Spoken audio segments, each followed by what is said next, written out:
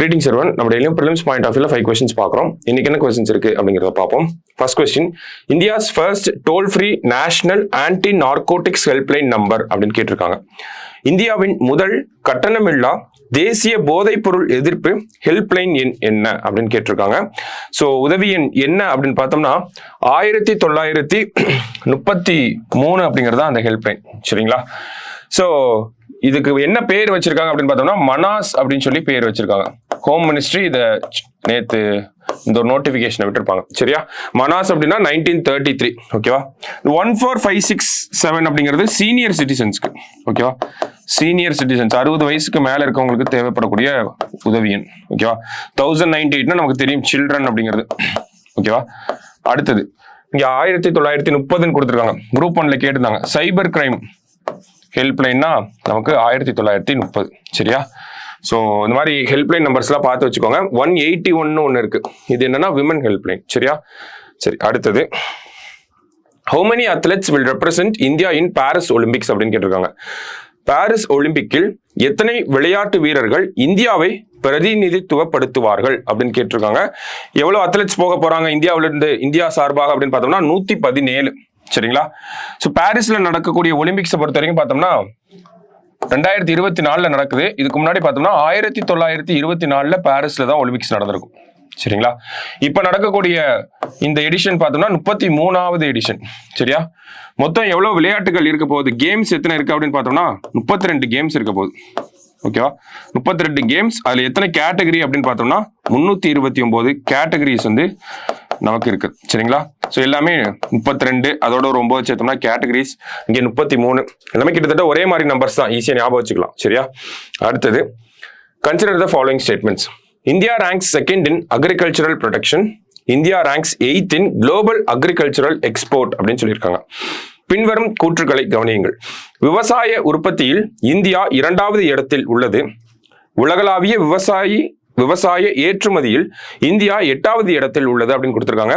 Actually 2 ஸ்டேட்மெண்ட்டுமே எனக்கு correct தான் நமக்கு. சரியா? ஸோ போத் கரெக்ட் அப்படிங்கிறத ஆன்சர். சைனா தான் ஃபர்ஸ்ட். ஓகேவா? அக்ரிகல்ச்சர் ப்ரொடக்ஷன், நிறைய ப்ரொடக்ஷன்ல ஃபர்ஸ்ட் யாருன்னு கேட்டால் நமக்கு சைனா தான் வரும். சரியா? அடுத்தது மேட்ச் கேட்டிருக்காங்க. எஸ்டிஜி ஸ்கோர் அதோட கேட்டகரி பேஸ் பண்ணி. ஓகேவா? சமீபத்தில் எஸ்டிஜி இந்தியா இண்டெக்ஸ் 2023-24 ரிப்போர்ட்டை நித்தி ஆயோக் வந்து ரிலீஸ் பண்ணியிருந்தாங்க. அதுல ஒவ்வொரு மாநிலங்களையும் எப்படி கேட்டகரைஸ் பண்ணுவாங்க அப்படின்னா aspirant, performer, front runner, achiever அப்படிதான் நமக்கு ஒவ்வொரு மாநிலத்தையும் வந்து வகைப்படுத்தி வச்சிருக்காங்க. சரியா? ஸோ ஒவ்வொரு மாநிலத்துக்கும் எக்ஸாம்பிளுக்கு இந்தியாவோட எஸ்டிஜி ஸ்கோர் அப்படின்னு பார்த்தோம்னா 71. தமிழ்நாடோட எஸ்டிஜி ஸ்கோர்னு பார்த்தோம்னா 78. அப்ப 78ல இருந்தா தமிழ்நாட்டை என்னன்னு சொல்றாங்க. அந்த மாதிரி ஒவ்வொருத்தருக்கும் ஒவ்வொரு கேட்டகரி அதுக்கு ஒரு மதிப்பெண் வச்சிருக்காங்க. எக்ஸாம்பிளுக்கு பாருங்க, ஆஸ்பிரண்ட் அப்படின்னா அவங்களோட ரேங்கிங் என்னவா இருக்கணும்னா 0ல இருந்து, ஒரு மாநிலம் 0ல இருந்து 49க்குள்ள ஏதாவது ஒரு மார்க்கை வாங்கியிருக்காங்க அப்படின்னா அந்த மாநிலத்தை ஆஸ்பிரண்ட் அப்படின்னு சொல்றாங்க. இதே பெர்ஃபார்மர் அப்படின்னு பார்த்தோம்னா 50ல இருந்து 64க்குள்ள ஏதாவது ஒரு மார்க் வாங்கியிருந்தாங்கன்னா அவங்கள பெர்ஃபார்மர்னு சொல்றாங்க. சரியா?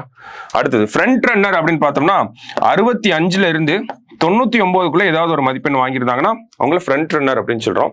கடைசியா அச்சீவர் அப்படின்னா 100 மார்க் வாங்கியிருக்கணும். 100க்கு 100 வாங்கினா அச்சீவர். அந்த மாதிரி ஞாபகம் வச்சுக்கலாம். சரியா? இப்ப நமக்கு ஃபர்ஸ்ட் லாஸ்ட் ஈஸி தான். ஆஸ்பிரண்ட் அப்படின்னா 50 கீழே இருக்கணும், அச்சீவர்னா 100 இருக்கணும். சரியா? அடுத்தது பெர்ஃபார்மர் அப்படின்னா 50ல இருந்து 64, ஃப்ரண்ட் ரன்னர் அப்படின்னா 65ல இருந்து 99 வரைக்கும். சரியா?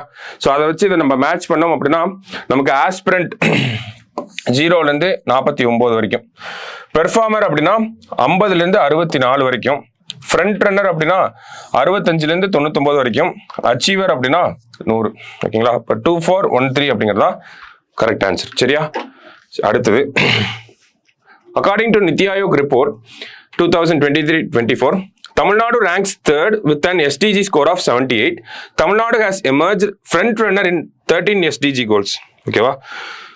ஸோ நித்தி ஆயோக் அறிக்கை 2023-24 படி எஸ்டிஜி மதிப்பெண் 78 உடன் தமிழ்நாடு 3வது இடத்தில் உள்ளது அப்படின்னு கொடுத்துருக்காங்க. கரெக்ட் தான். முதல் இடத்துல யாருன்னா உத்தரகாண்ட், அவங்களோட மதிப்பெண் 79. 2வது இடத்துல கேரளா, அவங்களோட மதிப்பெண்ணும் 79 தான். தமிழ்நாடு 3வது இடத்துல 78. சரிங்களா? அடுத்தது தமிழ்நாடு 13 எஸ்டிஜி இலக்குகளில் முன்னணியில் உள்ளது அப்படின்னு கொடுத்துருக்காங்க. பார்த்தீங்கன்னா ஃப்ரண்ட் ரன்னர் அப்படின்னு கொடுத்துருக்காங்க. ஃப்ரண்ட் ரன்னர்னா என்ன ரேங்கிங் வரும், நமக்கு என்ன நம்பர் வரும்னா 65ல இருந்து 99க்குள்ள. சரியா? இப்போ தமிழ்நாடு ஃப்ரண்ட் ரன்னர் அப்படிங்கிற கேட்டகரியில் இருக்காங்களா அப்படின்னு கேட்டால் கரெக்ட் தான். சரியா?